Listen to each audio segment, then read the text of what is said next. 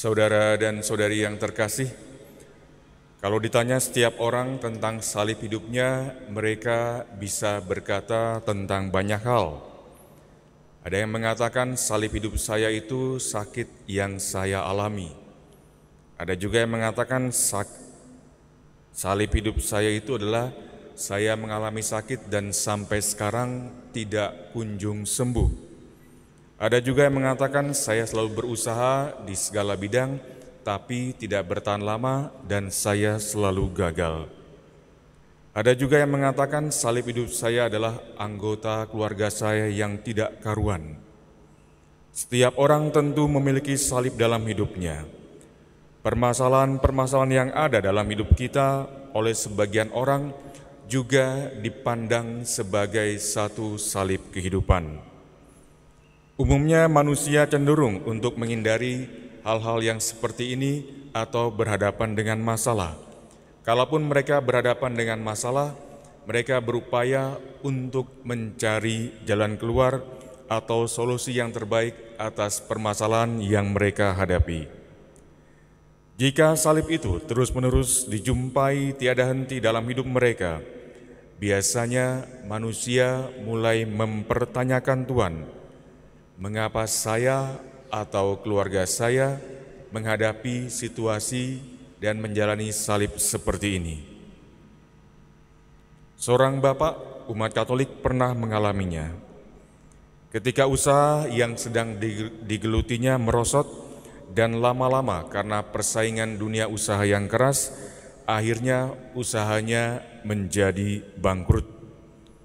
Belum lagi beres masalah usaha yang dihadapi, anaknya meninggal dunia karena pemakaian obat-obatan overdosis. Dan salah seorang anaknya lagi sakit keras. Ini merupakan pengalaman yang mengenaskan dan mengecewakan bagi bapak tersebut serta istrinya. Padahal di sisi lain, bapak ini juga ibunya adalah orang-orang yang aktif di kegiatan lingkungan, wilayah, dan juga paroki. Beragam kegiatan di gereja dan lingkungan ia ikuti, termasuk doa-doa, doa novena di dalamnya. Tetapi permasalahan yang ada tidak pernah lepas dari hidupnya. Di tengah kegalauan dan keputusasaannya, ia mulai hilang harapan. Perlahan namun pasti si bapak dengan istrinya mulai tidak aktif di lingkungan, di wilayah, dan di paroki. Lalu mereka mulai perlahan-lahan tidak ke gereja, sampai pada puncaknya keluarga ini tidak lagi menganut agama Katolik. Saudara dan saudari yang terkasih, dalam dunia berkembang seperti dewasa ini, tawaran untuk memikul salib bukanlah tawaran yang populer di mata orang banyak. Namun berangkat dari peristiwa yang bapak tersebut alami, dan juga mungkin pengalaman hidup kita masing-masing, kita diingatkan kembali pada hari ini untuk merenungkan bagaimana sebagai orang beriman Katolik, orang Kristiani, kita diajak untuk mengikuti Yesus dengan memikul, membantu salibnya dalam hidup kita, justru dalam kerangka berpikir yang lebih positif. Mari kita lihat sejenak maksud Tuhan di balik setiap peristiwa yang menyakitkan. Terkadang Tuhan itu menggunakan masalah-masalah yang kita hadapi untuk mengoreksi kita. Beberapa pelajaran hidup kita dapatkan setelah justru kita mengalami kesakitan dan pengalaman kegagalan. Contoh saja, ketika seorang ibu memasak air panas dan anaknya ada di sana, ibu itu akan mengatakan, awas, jangan dekat-dekat kompor ya. Jangan dekat kompor atau panci karena di situ ada air panas. Kalau kena bisa berbahaya. Anak itu akan mendengarkan dan memahaminya sebagai suatu peringatan dari ibunya. Tetapi beda persoalan ketika anak itu menyentuh secara sengaja atau tidak panci tersebut atau mendekati kompor karena air panas atau api, dia baru menarik tangannya dan mengatakan, oh ternyata ini ya pengalaman panas atau kebakar yang sudah diperingatkan oleh ibu saya. Justru pelajaran akan kita hadapi, pelajaran akan kita dapatkan, dan nilai tentang hidup akan kita dapatkan, kita dalami setelah kita kehilangannya.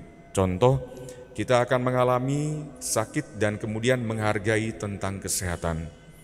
Kita akan lebih menghargai uang ketika kita sudah bekerja dan mengalami betapa sulitnya mencari uang. Kita juga akan menjaga relasi kita justru ketika kita pernah kehilangan relasi. Yang lain adalah Tuhan menggunakan permasalahan-permasalahan yang ada untuk memeriksa kita. Kalau kita buat air panas, masukkan saja teh celup, itu akan keluar semua apa intisari dari teh celup tersebut. Orang akan keluar semua apa yang dialaminya, termasuk kepribadiannya, justru ketika ia dihadapi dengan banyak persoalan. Pertanyaannya adalah, apakah Tuhan menguji kita melampaui kemampuan kita? Rasul Paulus dalam surat kepada jemaat di Korintus, 1 Korintus 10 ayat 13 mengatakan, persoalan-persoalan hidup manusia itu adalah pencobaan biasa dan tidak akan melebihi kemampuan manusia. Rasul Yakobus mengatakan demikian, saudara-saudaraku, anggaplah sebagai suatu kebahagiaan apabila kamu jatuh ke dalam berbagai macam pencobaan, sebab kamu tahu bahwa ujian terhadap imanmu akan menghasilkan ketekunan. Yakobus 1 ayat 2-3. Saudara dan saudari yang terkasih, baptis yang kita terima secara Katolik tidak membuat kita lepas dari setiap beban persoalan hidup. Bacaan pertama hari ini dalam kitab Ulangan mengatakan, ingatlah aku menghadapkan kepadamu pada hari ini kehidupan dan keberuntungan, kematian dan kecelakaan. Justru karena permasalahan inilah orang dibuat lebih matang, lebih dekat pada Tuhan, dan lebih dewasa dalam hal iman. Kuncinya adalah bagaimana saya secara pribadi memandang persoalan-persoalan yang saya hadapi, dan saya berupaya untuk tekun menghadap kepada Tuhan sendiri untuk tidak berpaling dari kehendak Tuhan. Kebahagiaan sejati terletak dalam kemampuan kita untuk menerima dan memberi arti kepada salib dan penderitaan yang kita alami. Disitulah kita bertumbuh dan menjadi dewasa dalam iman Katolik. Mari kita hening sejenak.